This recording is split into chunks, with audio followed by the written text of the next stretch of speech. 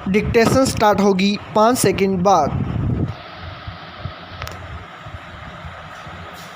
Yes, अगर किसी से पूछा जाए कि आप यौवन और बुढ़ापा इन दोनों में से किसका चुनाव करेंगे तो वह आपको मूर्ख समझेगा। स्टॉप। इस धरती पर कौन है जो बूढ़ा होना पसंद करता हो इसी तरह इस धरती पर कौन है जो यौवन को पसंद न करता हो वस्तुतः दोनों एक दूसरे के विकल्प नहीं एक दूसरे के प्रतिद्वंदी हैं। स्टॉप। अक्सर बूढ़ों को यौवन से रशक करते देखा गया है जैसे जवान बूढ़ों को हे दृष्टि से देखते हैं। स्टॉप। मानो बुढ़ापा कोई अभिशाप हो और यौवन एक बहुत बड़ी उपलब्धि। स्टॉप। पिछली पीढ़ियां बुढ़ापे को पूरी मर्यादा से स्वीकार कर लेती थीं। स्टॉप। वे जानती थीं कि हमेशा जवान बने रहना संभव नहीं है। स्टॉप। लेकिन इसका एक और कारण था। स्टॉप। तब बुढ़ापे को नीची निगाह से नहीं देखा जाता था। स्टॉप।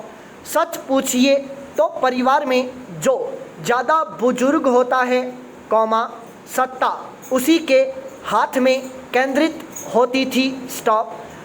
परिवार के युवा सदस्य खुशी खुशी उसकी बात मानते थे। स्टॉप। समझा जाता था कि बुजुर्ग ज्ञान और अनुभव का भंडार होते हैं तथा उसकी सत्ता इसी पर टिकी होती थी न कि उसकी उम्र पर। स्टॉप। आधुनिक युग युवाओं के वर्चस्व का संदेश लेकर आया है। स्टॉप। बूढ़े लोग राजनीति पर अब भी काबिज हैं हालांकि वहाँ भी सांसदों की औसत उम्र कम होती जा रही है। स्टॉप। लेकिन जीवन के अन्य क्षेत्रों में युवा लोगों की ही प्रभुता देखी जाती है। स्टॉप। वे नई टेक्नोलॉजी नई अर्थव्यवस्था और नई कार्य पद्धतियों में काम करने के उपयुक्त माने जाते हैं। स्टॉप। यहाँ उम्र का कोई दाम नहीं है। स्टॉप। बुढ़ापे ने अचानक अपनी आभा खो दी है। स्टॉप। यौवन की पूजा मानव मन पर इस कदर हावी है कि उम्र बीत जाने पर भी लोग युवा बनना चाहते हैं। स्टॉप।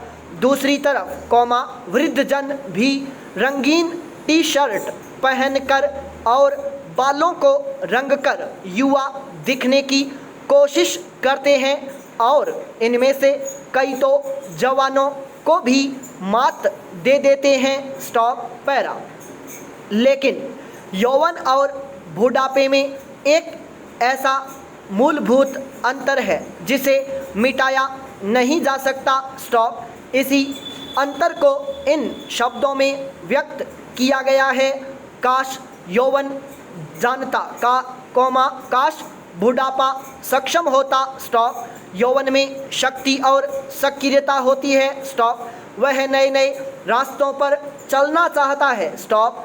जवान आदमी ऊर्जा का अक्षय भंडार होता है उसकी यह ऊर्जा नए नए रूपों में व्यक्त होती है। स्टॉप। लेकिन क्या उसके पास तजुर्बे भी होते हैं जो उसका मार्गदर्शन कर सकें जीवन में तजुर्बों के महत्व को अस्वीकार नहीं किया जा सकता। स्टॉप। एक पीढ़ी ने आग में जलकर जो अनुभव प्राप्त किए वे दूसरी पीढ़ी के पास नहीं होते। स्टॉप। पुरानी पीढ़ी के कहने पर न जाकर वह फिर से अपना हाथ आग में डालता है और तब सीखता है कि आग से जलना क्या होता है। स्टॉप। काश यौवन जानता। स्टॉप। दूसरी ओर सिर्फ अनुभव हासिल होने से हम कहाँ तक पहुँच सकते हैं चलने की शक्ति ही नहीं रही तो इस जानकारी से क्या फ़ायदा कि कौन सा रास्ता किधर जाता है। स्टॉप। बुढ़ापे का ज्ञान लंगड़ा ज्ञान होता है, वह कहीं पहुंचा नहीं सकता। स्टॉप करने के लिए ऊर्जा की ज़रूरत होती है, जिस पर यौवन का विशेषाधिकार है। स्टॉप ऊर्जा के बिना आप उंगली भी नहीं उठा सकते। स्टॉप बुढ़ापा केवल यौवन का अंत नहीं है, यह उन तमाम क्षमताओं और संभावनाओं का अंत है जो मानव जीवन की गरिमा समझी जाती है। स्टॉप युवा भविष्य की ओर देखता है, बुजुर्ग की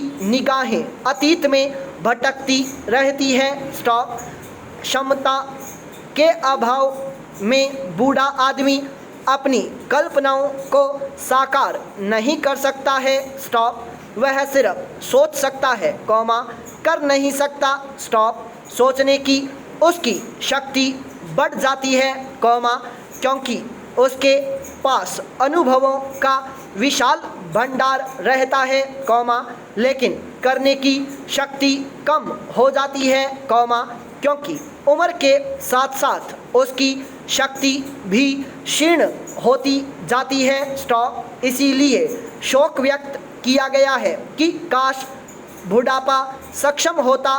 स्टॉप लेकिन कोई भी कहावत कभी संपूर्ण नहीं होती। स्टॉप वह सत्य का एक ही पहलू दिखलाती है या सत्य का आम पहलू ही दिखलाती है। स्टॉप सत्य हमेशा मुहावरे या कहावत से बड़ा होता है। स्टॉप कहावत सीमित होती है, जबकि सत्य असीमित होता है। स्टॉप इसलिए इस उक्ति काश यौवन जानता, काश बुढ़ापा सक्षम होता का सावधानी से परीक्षण किया जाए, तो इसके बहुत से अपवाद दिखने लगेंगे। स्टॉप उदाहरण के लिए हम शहीद आजम भगत सिंह को ले सकते हैं। स्टॉप जब उन्हें फांसी पर चढ़ाया गया, तब वे सिर्फ 23 साल के थे। स्टॉप लेकिन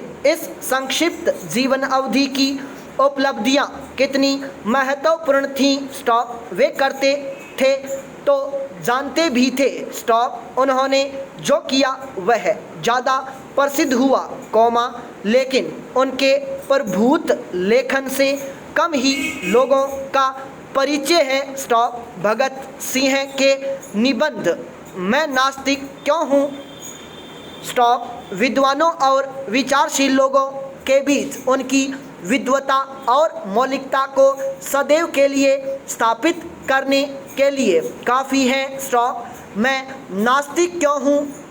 मैं भगत सिंह ने कायल कर देने वाले तर्कों ने से यह साबित करने की कोशिश की थी कि नास्तिकता ही तर्क और विवेक सम्मत रास्ता है। स्टॉप यह निबंध बार बार पढ़ने लायक है। स्टॉप बुढ़ापा बिल्कुल लाचार नहीं होता, बल्कि बहुत कुछ करके दिखा सकता है, इसका अप्रतिम उदाहरण हमारे ही देश के महात्मा गांधी थे। स्टॉप मृत्यु के समय उनकी उम्र 78 वर्ष थी। स्टॉप वास्तव में वे 125 साल तक जीना चाहते थे, लेकिन स्वतंत्रता के बाद के राजनीतिक भ्रष्टाचार और सांप्रदायिक हिंसा ने उनकी यह इच्छा तोड़ दी। स्टॉप लेकिन यह कैसे भूला जा सकता है कि